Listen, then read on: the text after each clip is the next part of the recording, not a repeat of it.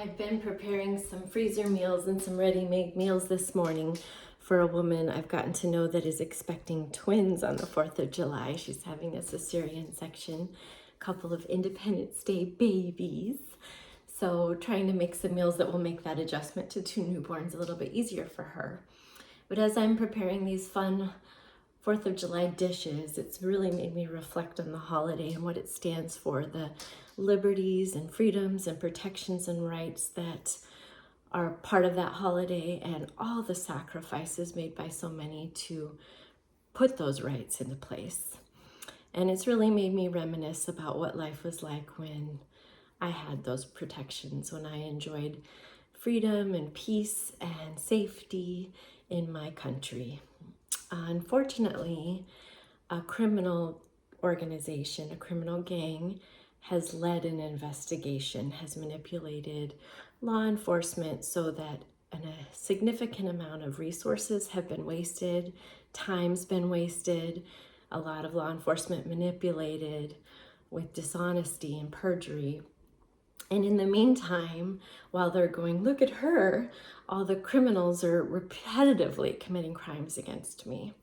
And I'm being victimized over and over again. And as I prepare to move again for my own safety and protection, because the system is not protecting me appropriately, I am really sad about that. But I'm also grateful because it's really identifying where the system is fractured, where the problems are, where the corruption lies, where the misuse of power really lies, because the legal system, the justice system, has been made a mockery by a group of criminals.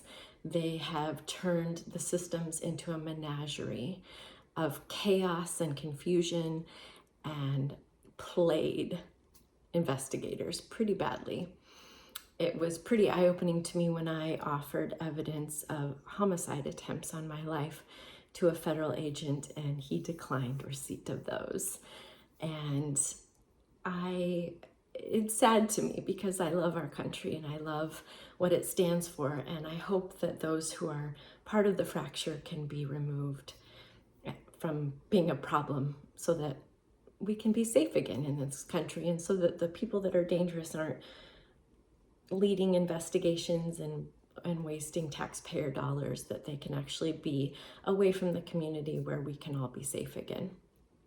What's fascinating is when I was a youth, when I was in school as a child, I was bullied by a group of people.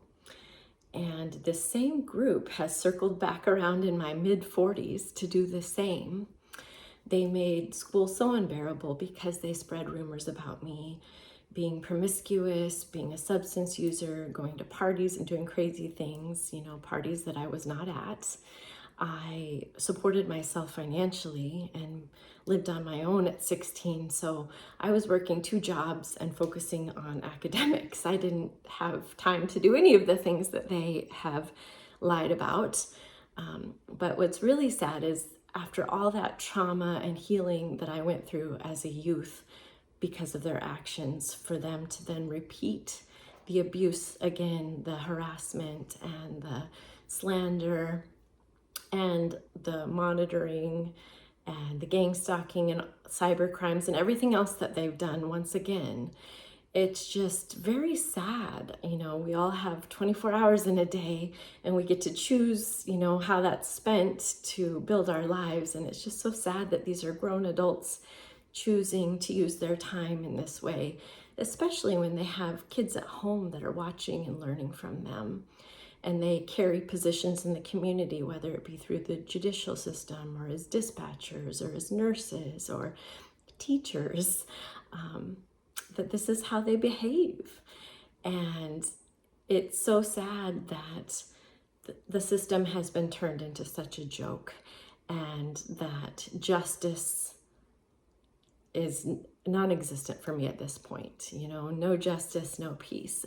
And I long for that. And I just pray every day that those who are the true criminals will be dealt with. I want to sometimes just be like, wake up, do your jobs.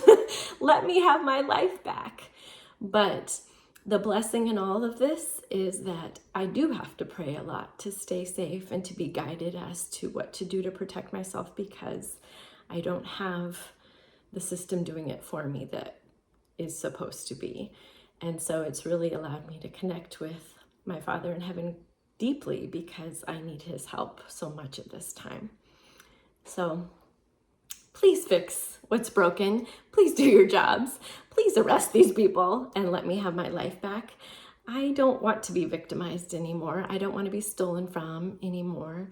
I would really like to have a life of peace and be able to thrive without being monitored or having drones outside my window or having my devices so slow and non-functional because they're hacked all the time.